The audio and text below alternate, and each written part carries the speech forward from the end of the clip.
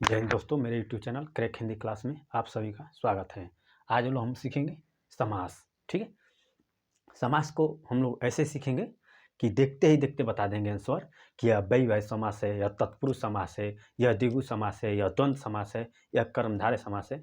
ठीक है, तो आइए सीखते हैं और एग्जाम के लिए अपना एक क्वेश्चन बना लेते हैं। देखते हैं समास के भेद। देखिए, समास के भेद से पहले समझते हैं समास क्या होता है। समास हम लोग जानते हैं, समास शब्दों का मेल होता है। ठीक है, समास शब्दों का मेल होता है और संधि जो होती थी वो वर्णों का मेल होती थी। तो हम लोग का समास क्या है? शब्दों का मेल है। और समास का क्या अर्थ होता है? समास का अर्थ होता है, समास का अर्थ होता है संक्षेप में लिखना। क्या होता है? पूछे कि समास का शाब्दिक अर्थ क्या होता है?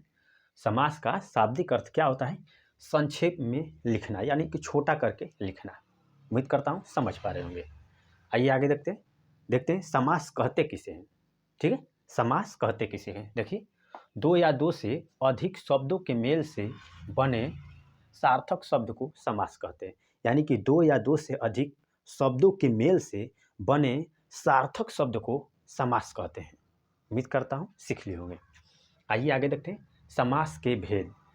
पूछा जाता है एग्जाम में कि समास के कितने भेद होते हैं, तो कितने होते हैं? 6 होते हैं।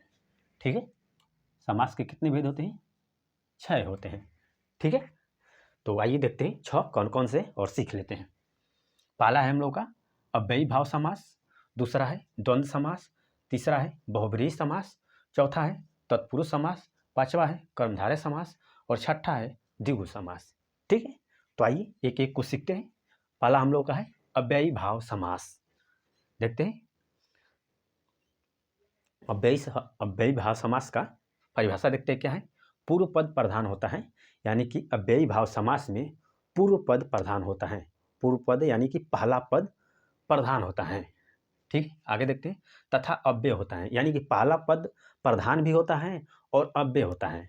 ठीक है, अव्यय समझ रहे हैं? अव्यय किसे कहते हैं? अव्यय यानी कि वचन, लिंग और कारक के प्रयोग करने से उसमें कोई परिवर्तन नहीं होगा। ठीक है, समझ रहे हैं? यानी कि वचन, लिंग, कारक के आने से उस शब्द में कोई परिवर्तन नहीं होता है, तो उसे हम लोग अव्यय कहते हैं। उम्मीद करता हूँ समझ लिए होंगे कि अव्यय किसे कहते हैं। आइए अब आगे चलते हैं। देखिए, यानी कि पूर्व पद प्रधान होना चाहिए तथा पूर्व पद ही अव्यय होना चाहिए, तो उसे हम लोग क्या कहेंगे? अव्ययीभाव समास कहेंगे। ठीक है, और देखते हैं। देखिए, अव्यय शब्द ये आ, अनु, प्र, यथा, प्रति, भर। ठीक है, उदाहरण से देख लेते हैं। उदाहरण हम लोग का भर पेट। भर पेट, तो ये इसमें भर हम लोग का अव्यय लगा हुआ है और पेट यानी कि भर पेट हो गया है। तो देखिए, यहाँ दो ये प्रारंभ में लगा हुआ है, ये क्या है? ये सभी अव्यय है। ठीक है, क्योंकि हम लोग का पहला पद अव्यय था, तो पहला शब्द देखिए प्रति, अनु, आ, भर, ये हम लोग का अव्यय शब्द है। ठीक है, तो ट्रिक के माध्यम से इसे पहचानते हैं। हम लोग का ट्रिक क्या है? उपसर्ग लगा होगा। उपसर्ग लगा हुआ है, यानी कि प्रारंभ में क्या होता है? पहला पद में उपसर्ग लगा होता है। तो कौन कौन से उपसर्ग होते हैं? आ, अनु, प्र, यथा, प्रति, भर, ये हमारे उपसर्ग हैं। ये हमारे प्रारंभ में, शब्द के प्रारंभ में लगे रहते हैं। देखिए क्या है? भर, भर।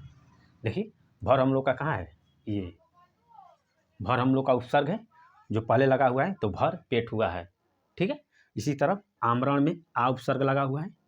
इसी तरफ देखिए आ यहाँ उपसर्ग है। और देखिए प्रतिदिन, प्रतिदिन में प्रति उपसर्ग लगा हुआ है, प्रति उपसर्ग लगा हुआ है। अनु में, अनुरूप में अनु उपसर्ग लगा हुआ है। देखिए अनु उपसर्ग लगा हुआ है। तो उम्मीद करता हूँ समझ लिए होंगे। यानी कि प्रारंभ में जो ही देखे कि उपसर्ग इसमें लगा हुआ है, तो वो हम लोग का अव्ययीभाव समास हो जाएगा। उम्मीद करता हूँ समझ लिए होंगे अव्ययीभाव समास को। आइए आगे चलते हैं, दूसरा नंबर देखते हैं, द्वंद्व समास को सीखते हैं। दोनों पद प्रधान होते हैं। देखिए, इसकी परिभाषा ये है कि दोनों पद प्रधान होते हैं तथा विग्रह करने पर और, या, अथवा, एवं आए। ठीक है, यानी कि द्वंद्व समास में पूछे कि द्वंद्व समास में कौन सा पद प्रधान होता है, तो दोनों पद प्रधान होते हैं। ठीक है, और क्या होता है? और जब उसको विग्रह करते हैं, समास विग्रह जब उस पद का करते हैं, तो क्या हो जाता है? और, या, अथवा, एवं लगा होता है यानी कि लगता है। ठीक है, जैसे लेते हैं भाई बहन। ठीक है, भाई बहन का जब समास विग्रह करेंगे तो क्या हो जाएगा, भाई और बहन। और यही बोल रहा है कि क्या लगेगा, बीच में जो होगा विग्रह करेंगे हम लोग को तो और या अथवा एवं लगता है। तो देखिए यहाँ हम लोगों ने विग्रह किया भाई और बहन में कि जब भाई और बहन का जब समास विग्रह किया तब भाई और बहन यानी कि और लगा हुआ है। उसी तरह पाप और पुण्य का जब समास विग्रह करेंगे तो क्या हो जाएगा, पाप और पुण्य होगा। ठीक है, उसी तरह देश और विदेश तो और आ रहा है ना, नर नारी, तो नर नारी में भी क्या, नर और नारी, तो जब समास विग्रह करते हैं तो और आता है, या आता है, अथवा आता है, एवं आता है। उम्मीद करता हूँ समझ पा रहे होंगे। आइए ट्रिक से समझते हैं, ट्रिक से पहचानना सीख लेते हैं। ट्रिक, योजक चिन्ह तथा विलोम शब्द। देखिए योजक चिन्ह यानी कि योजक चिन्ह जो आता है बीच में लगा रहता है। देखिए भाई बहन में बीच में योजक चिन्ह लगा हुआ है, पाप पुण्य में बीच में योजक चिन्ह लगा हुआ है, देश विदेश में बीच में योजक चिन्ह, नर नारी में बीच में योजक चिन्ह। ठीक, ये बीच में योजक चिन्ह लगा हुआ है सभी में। और विलोम शब्द यानी कि और क्या होते हैं, वो सब विलोम शब्द होते हैं। देखिए भाई का बहन होता है ना विलोम शब्द, पाप का पुण्य होता है, देश का विदेश होता है, नर का नारी होता है, एक तो ये विलोम शब्द होते हैं। तो उम्मीद करता हूँ सीख लिए हो पहचानना। आइए आगे देखते हैं, बहुब्रीहि समास को सीखते हैं। बहुब्रीहि समास में क्या होता है, दोनों पद अप्रधान होते हैं। क्या है इसकी परिभाषा, क्या है कि देखिए बहुब्रीहि पूछ ले, ऐसे ही पूछ ले कि बहुब्रीहि समास में कौन सा पद प्रधान होता है, तो कौन सा होता है, दोनों पद अप्रधान होता है। हम लोग क्या कहेंगे कि दोनों पद अप्रधान होता है। ठीक है, तथा दोनों पद मिलकर तीसरे की ओर संकेत करते हैं, यानी कि दोनों शब्द मिलकर तीसरे शब्द की ओर संकेत करते हैं या तीसरे पद की ओर संकेत करते हैं। तो हम लोग का योग क्या होता है, बहुब्रीहि समास होता है। ठीक है, आइए देखते हैं। देखिए नीलकंठ, नीलकंठ में नील प्लस कंठ मिलकर तीसरे शब्द की ओर इशारा कर रहा है कि नीला है कंठ जिसका, यानी कि शंकर भगवान। ठीक है, उसी तरफ देखिए दूसरा क्या कहे, पीताम्बर, पीताम्बर यानी कि पीला है अंबर जिसका, यानी किसका, वो विष्णु कृष्ण भगवान का ये संकेत कर रहा है। इसे चक्रपाणी, चक्रपाणी किसे, शंकर, ये चक्र किसके हाथ में है, वो विष्णु भगवान के हाथ में चक्र है, यानी कि तीसरे ये शब्द मिलकर तीसरे शब्द की ओर इशारा करते हैं। ठीक, यही कह रहा है। देखिए दोनों पद मिलकर तीसरे पद की ओर संकेत करते हैं। तो उम्मीद करता हूँ सीख लिए होंगे। देखिए ये हमारा पहला पद है, नहीं ये पहला पद है, ये दूसरा पद है। नील पहला कंठ दूसरा, दोनों पद मिलके तीसरे शब्द की ओर इशारा कर रहे हैं कि नीलकंठ ने, यानी कि नीला कंठ किसका है, तो शंकर भगवान का है। तो उम्मीद करता हूँ समझ लिए होंगे। ठीक है, आइए आप देखते हैं, अब ट्रिक द्वारा इसे पहचानना सीख लेते हैं कि बहुब्रीहि समास को कैसे ट्रिक द्वारा तुरंत देखते ही देखते पहचान लेंगे। अधिकतर देवी देवताओं के नाम, देखिए इसमें अधिकतर देवी देवताओं के नाम ही आते हैं। ठीक है, तो नीलकंठ भी शंकर भगवान को कहते हैं, पीताम्बर कृष्ण भगवान को, चक्रपाणी चक्र विष्णु भगवान लिए रहते हैं तो उनको कहते हैं, दशानन रावण को कहते हैं। ठीक है, उम्मीद करता हूँ समझ पा रहे होंगे। यानी कि जो ही देवी देवताओं के नाम लिखिए तुरंत हम लोग बता देंगे कि यह बहुब्रीहि समास है। ठीक है, या अनेक शब्द के लिए एक शब्द, देखिए अनेक शब्द के लिए एक शब्द, ये अनेक शब्द के लिए एक ही शब्द है, क्योंकि नीलकंठ जब विग्रह करते हैं कि नीला है कंठ जिसका, और उसको एक शब्द कह देते हैं नीलकंठ या शंकर भगवान, तो ये क्या होते हैं, अनेक शब्द के एक शब्द भी होते हैं। ठीक है, उम्मीद करता हूँ समझ पा रहे होंगे। ठीक है, तो हम लोग बहुब्रीहि समास को सीख लिए। आइए आगे देखते हैं, तत्पुरुष समास। तत्पुरुष समास किसे कहेंगे, देखिए दूसरा पद प्रधान होता है। देखिए तत्पुरुष समास में दूसरा पद प्रधान होता है तथा दोनों पद के बीच कारक चिन्ह लुप्त होता है। क्या होता है, दोनों पद के बीच में कारक चिन्ह लुप्त होता है। देखिए राजपुत्र, राजपुत्र है ना, तब इसका समास विग्रह करेंगे तो राजा का पुत्र, तब का कारक चिन्ह छिपा रहता है। उसी तरह शिवालय, शिवालय का समास विग्रह करेंगे तो क्या होगा, शिव का आलय, तो का छिपा रहे, मतलब सभी में इस कारक चिन्ह बीच में छिपा रहेगा, तो हम लोग जान जाएंगे कि वो ये तो तत्पुरुष समास है। ठीक है, उम्मीद करता हूँ समझ लिए होंगे। आइए आगे देखते हैं, कर्मधारय समास। कर्मधारय समास क्या है, दूसरा पद प्रधान होता है। कर्मधारय समास में क्या होता है, दूसरा पद प्रधान होता है तथा दूसरे पद की विशेषता बताई जाती है। ठीक है, तो इसमें क्या होता है, पूछिए कि कर्मधारय समास में कौन सा पद प्रधान होता है, तो कौन सा होता है, दूसरा पद प्रधान होता है। और क्या होता है, दूसरे पद की विशेषता बताई जाती है, यानी कि दूसरे पद की विशेषता बताई जाती है। ठीक है, तो यानी दूसरे पद की विशेषता होती है, कहीं कहीं अपवाद मिल जाता है एकांत, तो उसमें पहले भी पद की विशेषता बता दी जाती है।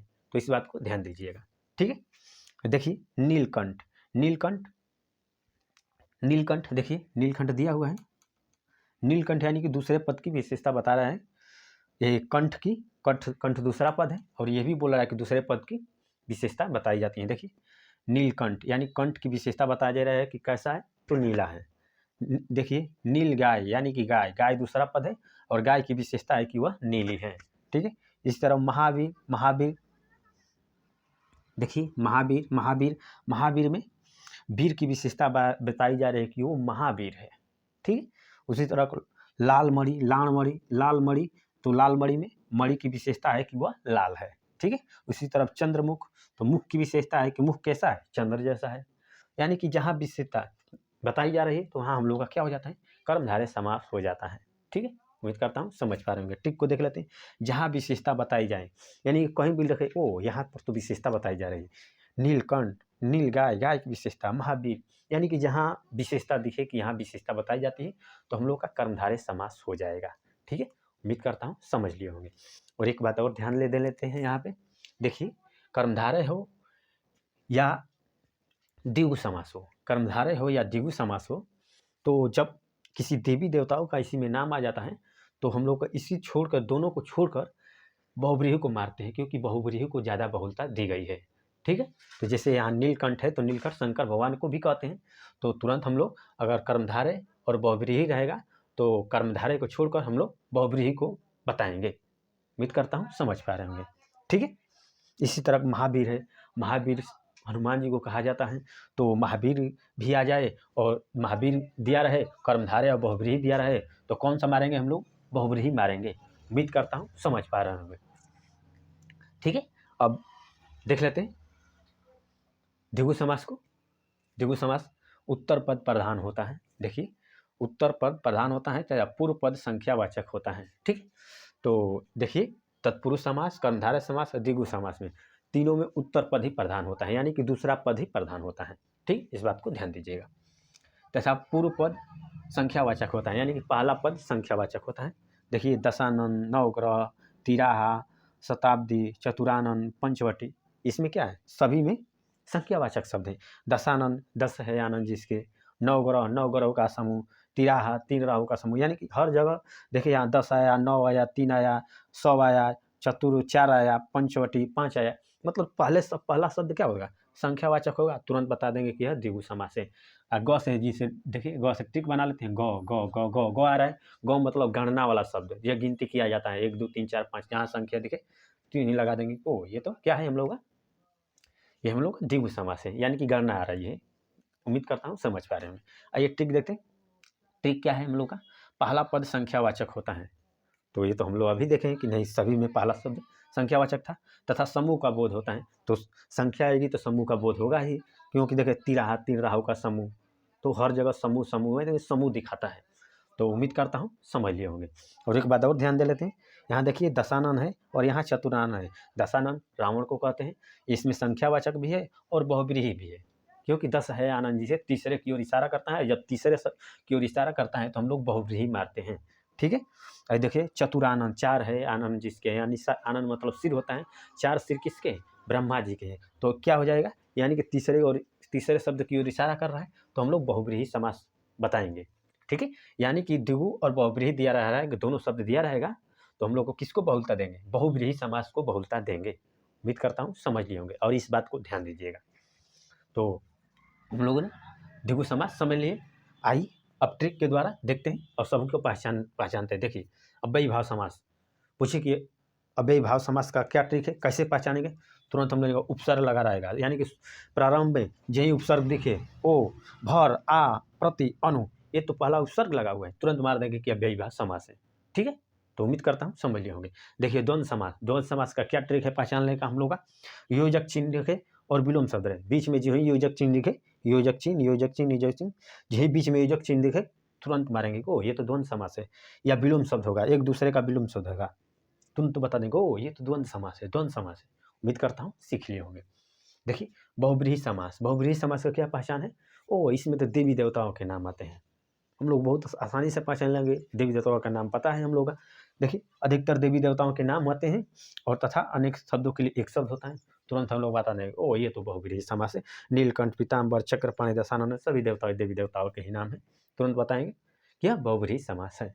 उम्मीद करता हूँ समझ पा रहे होंगे। देखिए तत्पुरुष समास का क्या हम लोग का ट्रिक था, बीच में योजक चिन्ह दिखे, विग्रह करेंगे, जो ही बीच में योजक चिन्ह आएगा तुरंत बता देंगे यह तत्पुरुष समास है। ठीक है, मन चाहा, मन से चाहा, देखिए रसोई घर, रसोई के लिए घर, मतलब विग्रह करने पर यही बीच में क्या आ रहा है, कारक चिन्ह आ रहा है, तुरंत बताने को ये तो तत्पुरुष समास है। ठीक है, उम्मीद करता हूँ समझ लिए होंगे। कर्मधारय समास क्या ट्रिक है हम लोग का, जहाँ विशेषता बताई जाएगी, यानी कि जहाँ विशेषता बताई जाएगी, यह ऐसा है, यह ऐसी है, तुरंत बता देंगे ओ ये तो कर्मधारय समास है, यहाँ तो विशेषता बताई जा रही है। देखिए जैसे नील गाय की, गाय की विशेषता बता रहे हैं जैसे कि नीली है, लाल मणि, मणि की विशेषता बताई जा रही है कि लाल है, यानी कि जहाँ विशेषता बताई जाएगी तुरंत बताने के वो ये तो कर्मधारय समास है, और अपना क्वेश्चन बना लेंगे।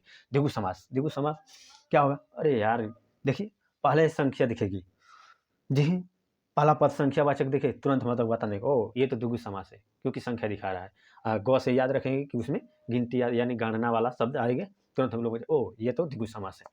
तो उम्मीद करता हूँ समझ लिए होंगे और अपना एक क्वेश्चन बना भी लेंगे। ठीक है, जय हिंद।